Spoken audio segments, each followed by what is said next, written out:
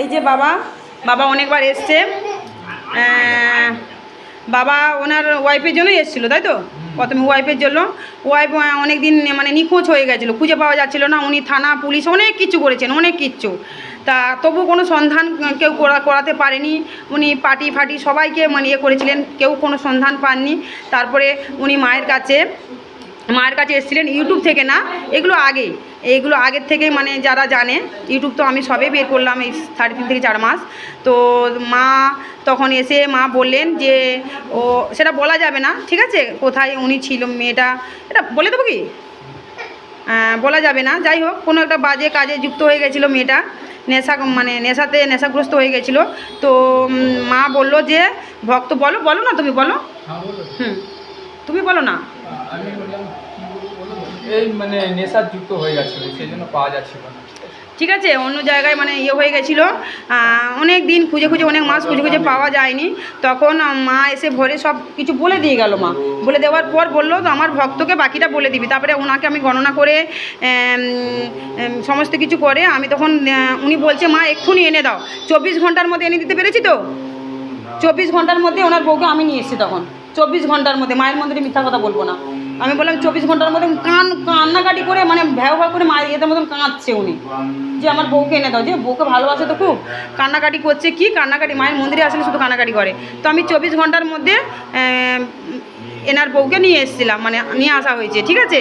আর হাঁড়ি করে একটা তেল আমি মানে মন্ত্রপুত করে জ্বালিয়ে রেখেছিলাম। ওই যাই হোক, কত কিছু মানে বলতে নেই, যেগুলো মা দিয়েছে সেগুলো প্রকাশ করা যাবে না। তো আমি নিয়ে এসেছিলাম। তারপরে ওনার নেশা টেশা সব ছাড়িয়ে দেওয়া হলো, 1 মাস ওনার নেশা টেশা সব ছাড়িয়ে দেওয়া। কিন্তু ইনি একটু ভুল করে ফেলেছেন, উনি মানে একটুখানি কি বলবো আমি। তারপরে এখন অন্য কোনো কারণে এসছে, এখন স্বামী স্ত্রী খুব মিল আছে, খুব ভালোবাসা খুব চলছে। মা বলেছে আবার ও চলে যাবে, ও যে জায়গায় মানে লোভ পেয়ে গেছে, নেশা করে ফেলেছে, সেই জায়গায় তাকে আটকে রাখতে পারবি না, ও আবার চলে যাবে। মানে কি বলবো, বুঝতেই পারছো, সব কিছু তো বলা যায় না। এখন উনি কি সমস্যা এসছে আমি জানি না, মা ঘরে আসলে মাকে উনি বলবেন কি সমস্যা এসছে।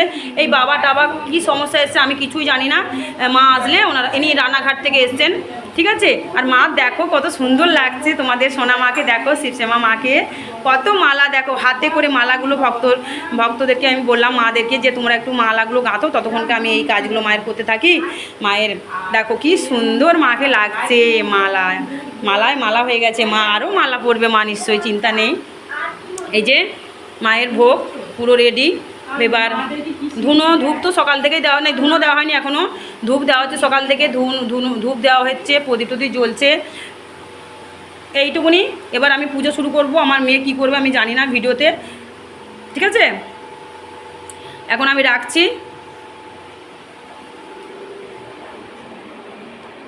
এখনও ভক্তরা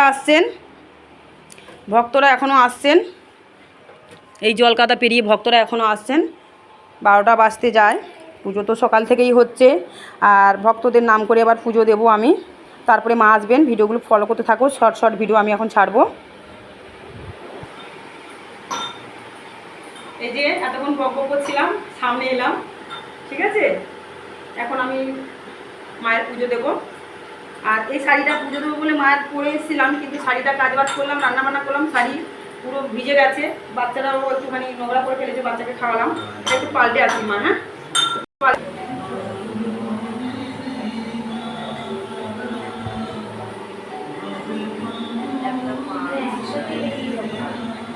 হ্যাঁ, একসাথেই যাবে।